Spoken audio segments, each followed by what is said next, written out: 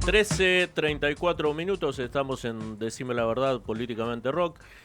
El señor Maxi Palou acompañando, Cristian Jiménez, Dai Redolfi. Estamos con la última nota de este Decime la Verdad 302. Quédense hasta el final. Esta nota es un notón sobre el tema que vamos a estar tratando. Ya estamos en comunicación telefónica con Pablo Villarreal. Él es sociólogo, doctor en ciencias sociales e integrante del Laboratorio de Estudios sobre Democracia y Autoritarismo.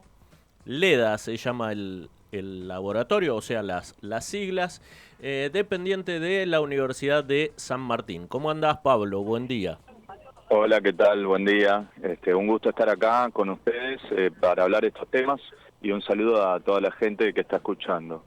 Bueno, para poner en contexto, ¿de qué se ocupa concretamente el laboratorio LEDA? El laboratorio LEDA, como vos bien lo describiste, es sobre democracia y autoritarismo. Uno podría decir que el tema principal son los problemas actuales de las democracias occidentales, las democracias latinoamericanas, sobre todo teniendo en cuenta el reciente crecimiento de los discursos autoritarios, xenófobos, racistas, también los discursos de odio, y de alguna manera analiza cómo en los procesos políticos actuales, políticos y sociales, de alguna manera esa democracia tal como la conocíamos se fue modificando, a veces tiene nuevas reglas, a veces tiene algunas limitaciones, sobre todo con la irrupción de las redes sociales, ¿no? Entonces, toda esa área temática que se podría resumir en problemas de la democracia es lo que estudiamos. Y es un grupo de investigación que viene trabajando ya desde el 2011 y toma esta forma de LEDA, el laboratorio, ya a partir del 2020 y cuando se institucionaliza en la Universidad de San Martín. Bien. Pablo, ustedes hicieron un estudio hace un tiempo en el que se mostraba que el 29% de las y los argentinos se manifestaron a favor de prohibir el ingreso de todos los inmigrantes al país. Yo te quiero preguntar de dónde viene ese bloqueo hacia los inmigrantes actuales. Y después te voy a comentar por qué te digo sobre los inmigrantes actuales. Bueno, me parece que ahí hay un proceso de cambio en la percepción y en los posicionamientos políticos y sociales de un amplio sector de la sociedad argentina, que tiene que ver con esto que te decía yo, ¿no? El aumento un poco de posiciones más autoritarias o de la xenofobia en este caso. Cuando uno dice en realidad aumento del autoritarismo, lo que me parece que tendríamos que hablar es de la desinhibición de ciertos discursos que antes, digamos, no se podía decir o no se podían enunciar en la esfera pública y que últimamente, en estos últimos años, aparecen con más frecuencia. Eso por un lado. Por otro lado, se puede hablar de un contexto de crisis que venimos atravesando hace más de una década. Crisis en el sentido de estancamiento económico que deriva en una inflación posterior, que le pega mucho a las personas más jóvenes y a las personas que tienen una cierta precarización laboral, y que a eso se sumó las consecuencias de la pandemia, ¿no? Ciertos sectores políticos suelen tomar como chivo expiatorio de todos estos problemas a los inmigrantes de países limítrofes sobre todo. Entonces hay una desinhibición que apunta a decir eso con más soltura en el espacio público. Y se transforma también en una representación política cuando los políticos toman también esos discursos, ¿no? Como hay una lectura amplia de una situación que permite que esto suceda. ¿Qué tal? ¿Cómo te va? Maximiliano te habla. ¿Qué tal, Maximiliano? Lo extraño de esto es que, por lo menos en nuestro país, más que en otros países de Latinoamérica, somos nietos o hijos de inmigrantes que también se venían a ganar el mango, ¿no? Uh-huh. Sí, ¿Y exactamente. por qué los inmigrantes italianos, europeos, de toda Europa quiero decir, hoy están bien vistos y los que son bolivianos, peruanos, chilenos no tanto. Claro. Mira, hay una cuestión que incluso es paradójica cuando pensamos en nuestra Constitución y en nuestra Claro. trayectoria como país, ¿no? De un país de puertas abiertas que siempre fue muy receptivo hacia los inmigrantes. Eh, Hay también, digamos, siempre hay una crítica hacia la idea de que los argentinos somos muy permisivos, permitimos que vengan y ocupen nuestros espacios, pero bueno, implica también un cambio del posicionamiento político y social de una sociedad, ¿no? Sobre todo, yo diría, durante los últimos 30 años de la Argentina, eh, y bueno, hay una nueva demanda, si lo podemos decir así, que implica que en ciertas situaciones donde la democracia no puede dar respuestas a una situación económica, la primera forma de manifestación de esa resistencia ideológica o del malestar es buscar un culpable, ¿no? Un chivo expiatorio.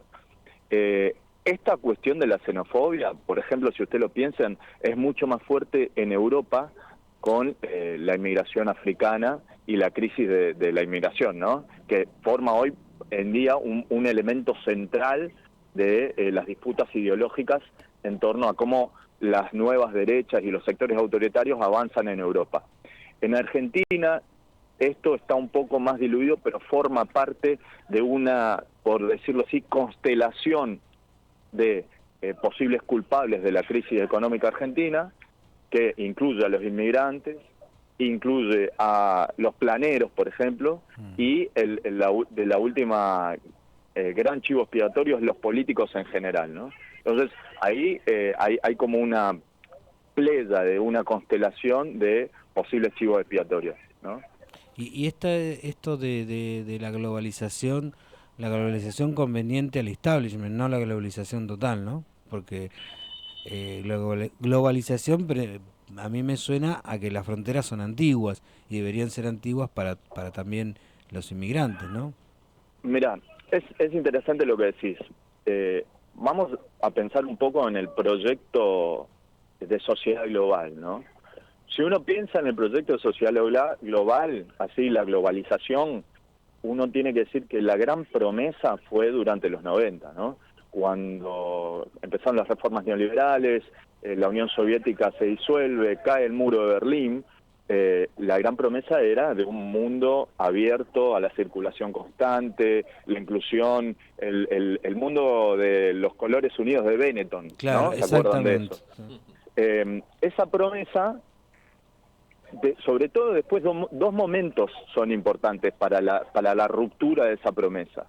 Uno es el ataque a las Torres Gemelas en Nueva York, que inicia todo un movimiento en pro de la seguridad internacional y la lucha contra el terrorismo, que hace crecer el autoritarismo en tipo de control de la circulación, estados que son más represivos. Y otro fue la crisis financiera del 2008, que fue el aspecto económico de una promesa fallida, ¿no?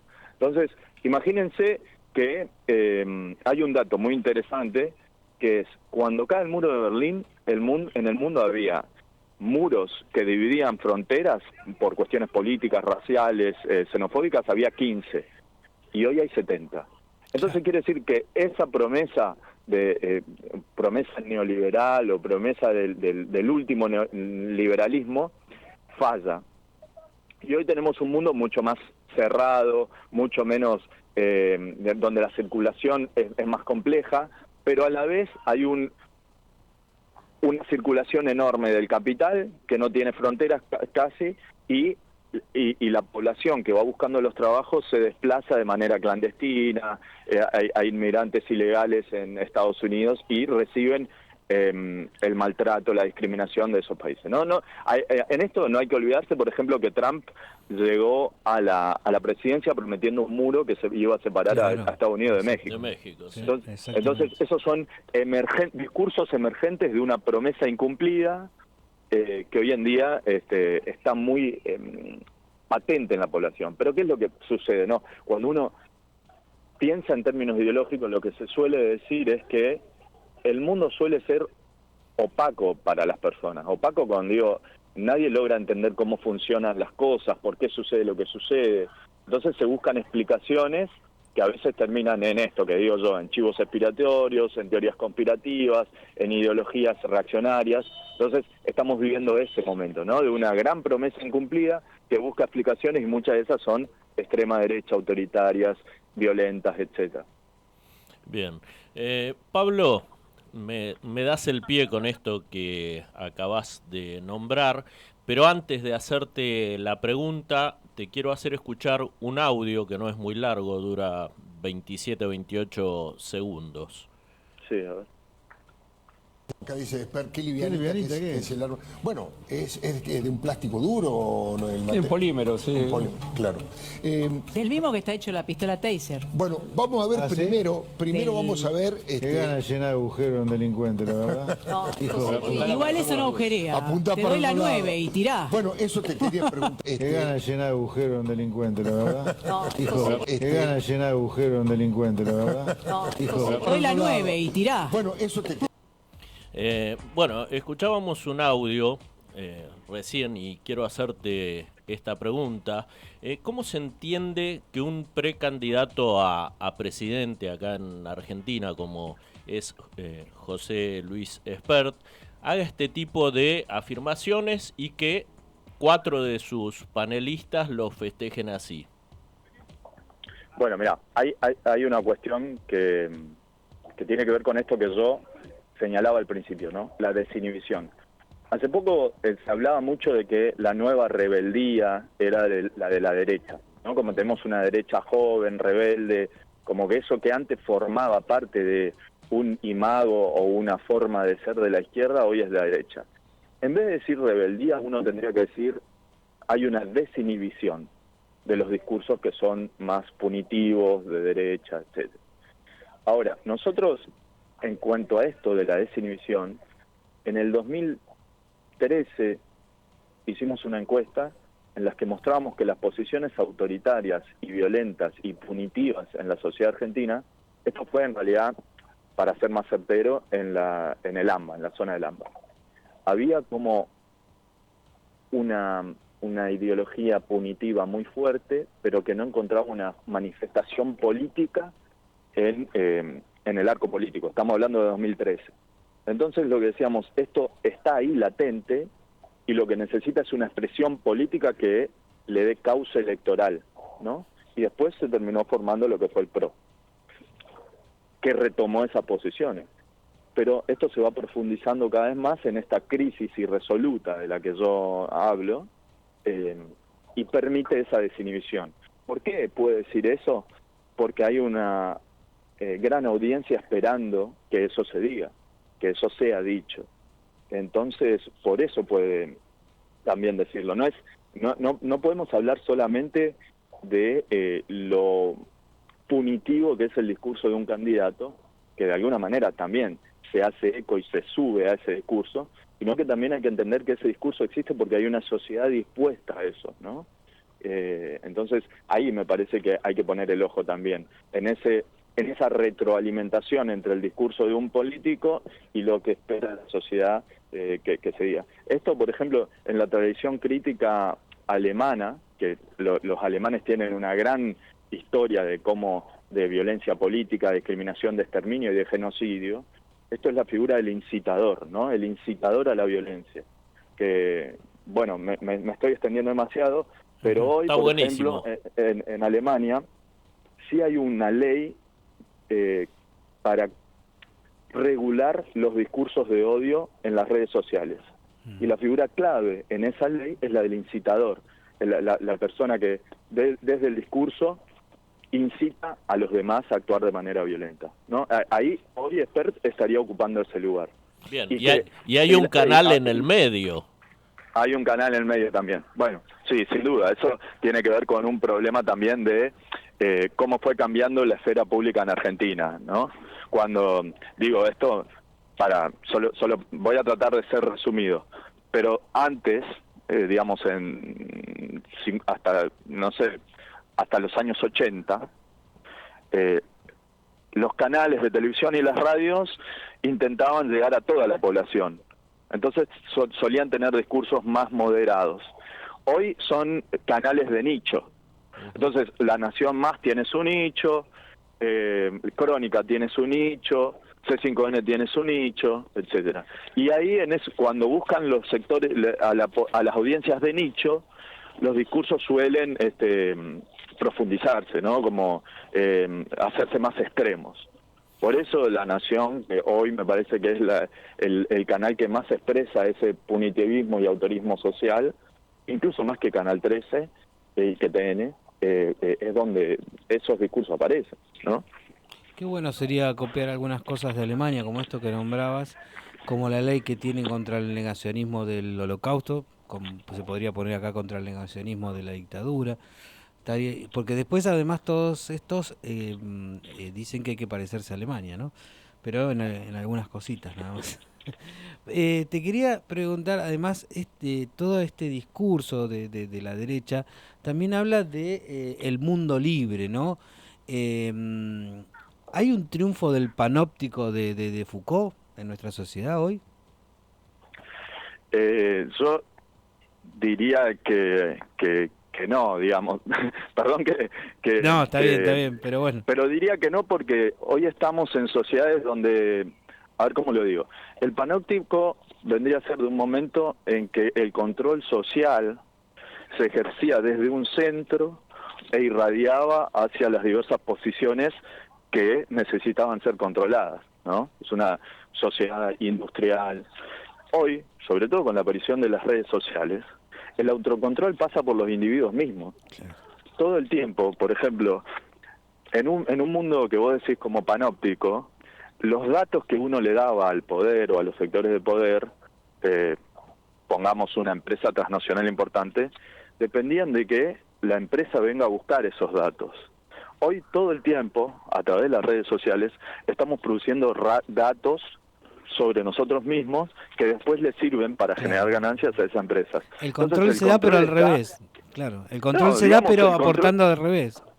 Claro, o digamos que el control está internalizado en el sujeto. Exacto. ¿No? Entonces, y esto no tiene que ver solo con las redes sociales, tiene que ver con todo lo que hacemos con los dispositivos digitales y electrónicos. Por ejemplo, si yo me levanto a las 7 de la mañana y lo primero que yo hago es prender mi celular, ya se procesa un dato de que yo me despierto a las 7 de la mañana. Claro. ¿Me explico?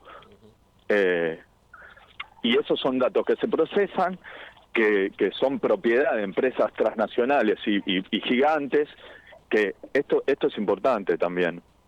Las redes sociales no dejan de ser un servicio que ofrecen empresas de gran poder económico.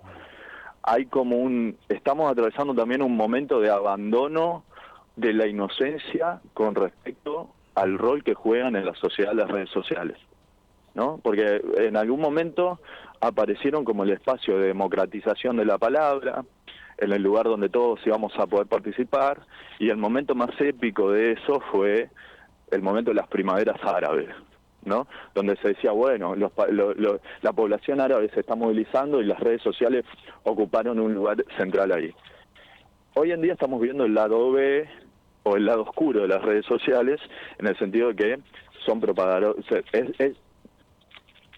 Hay que decirlo de una manera más tenue quizás, es un espacio donde los discursos de odio, los discursos xenofóbicos, los discursos violentos circulan con mucha facilidad y nadie los controla. E incluso uno debería decir más, cuanto más discurso de odio circula, es posible que genere una mayor ganancia para la empresa que ofrece ese servicio. Porque lo importante para la empresa en última instancia es que nosotros pasemos tiempo en las redes sociales. Cuanto más tiempo pasás en la red social, más ganancia estás generando para Facebook, para Twitter, para TikTok, para lo que sea. Entonces, la pregunta es, ¿qué tipo de discursos generan que uno pase tiempo en la red social? Bueno, entonces, no me quiero extender demasiado, pero hay informes internos de Facebook que fueron como liqueados, ¿no? El año pasado, que demuestran que Facebook sabe muy bien que la emoción que más genera engage se dice al estar constantemente en la red social, por ejemplo, la emoción que más genera que uno pase tiempo en las redes sociales es el odio, la bronca, el malestar, es lo que hace uno que esté constantemente ahí. Entonces, hay una contradicción muy grande ahí, porque lo que le está generando un beneficio grande a la empresa, de alguna manera, genera problemas a nivel social, ¿no? Entonces, esas nuevas cosas con respecto al rol social de las redes sociales, hay que empezar a pensarlas hoy. Tremendo, ¿eh? Qué bravo, ¿eh? Hicimos Qué bravo. silencio absoluto con Maxi para poder escuchar esto que Pablo Terrible. Villarreal nos acaba de comentar. Pablo, estamos en el final de Decime la Verdad. Te agradecemos que hayas estado y bueno, seguramente te vamos a contactar como para seguir hablando de este tema que es bastante áspero Genial, sí, podemos y hablar un lamentable, ¿no? ¿A vos o a Micaela? Ok, sí, estamos nosotros disponibles para hablar cuando quieran. Para nosotros es muy importante que esto se debata. No hay que ser tan pesimista tampoco, porque todo esto depende de procesos políticos, de un debate que se dé una sociedad que entienda cuál es el rol de las redes sociales, cómo se ha modificado la esfera pública y cómo se dan los debates democráticos. Siempre que ese espacio de comunicación, de dar ese debate exista, estas cosas se pueden revertir, ¿no? Son cuestiones que tenemos que pensarlas como sociedad, reflexionarlas, si es necesario regularlas y dar los debates. Buenísimo, Bueno. impecable como cerraste la nota. Pablo, Bueno. Un abrazo y buen finde. Bueno, hasta luego. Un Gracias. abrazo. Dale, un abrazo. Escuchamos un temita más cortito y ya estamos en el cierre de Decime la Verdad, Maxi Palo. Bueno.